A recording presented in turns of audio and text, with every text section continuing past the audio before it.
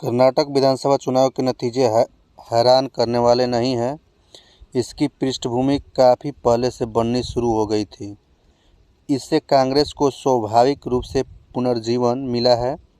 इसे लेकर वह काफ़ी आशान्वित भी थी। सरकार बनाने के लिए जरूरी बहुमत से कहीं अधिक सीटें उसे मिली है। इस तरह उसके भविष्य को लेकर फिलहाल कोई आशंका नहीं है। इन नतीजों का विश्लेषण कई लोग अगले साल होने वाले आम चुनाव पर पड़ने वाले असर के पैमाने के रूप में कर रहे हैं।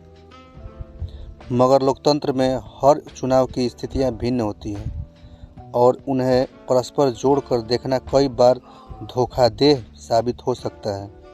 हालांकि इस बात से इनकार नहीं किया जा सकता कि कर्नाटक चुनाव परिणाम भाजपा के लिए खतरे की घंटी की तरह आए हैं।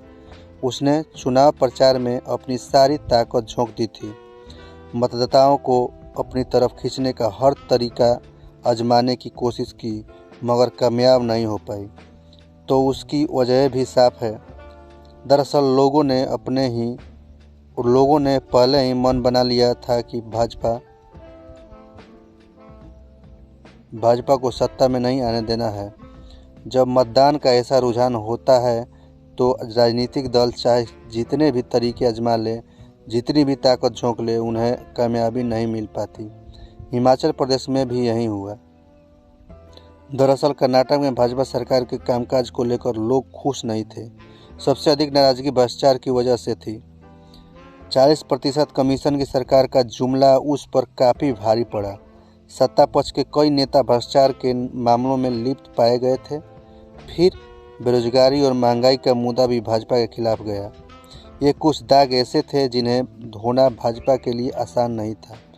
इसलिए उसने विकास का मुद्दा उठाया ही नहीं, जिसका बखान वह दूसरे राज्यों के चुनाव में करती रहती है। धार्मिक आधार पर ध्रुवीकरण करने का प्रयास करती रही, जो उसके खिलाफ ही गया।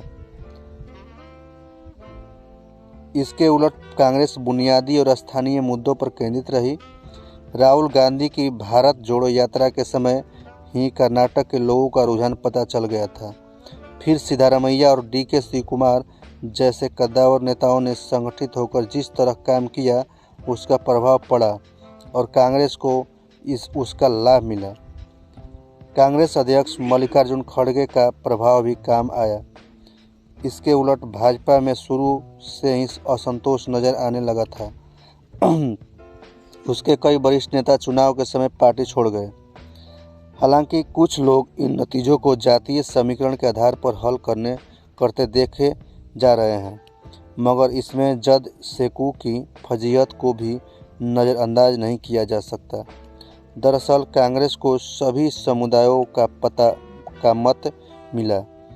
इस तरह स्पष्ट है कि कर्नाटक में कांग्रेस ने फिर से अपनी पुरानी जमीन वापस पाने में कामयाबी हासिल की है। उसे न केवल अल्पसंख्यकों बल्कि अन्य पिछड़ी जातियों और दलित वर्ग का भी समर्थन हासिल हुआ है।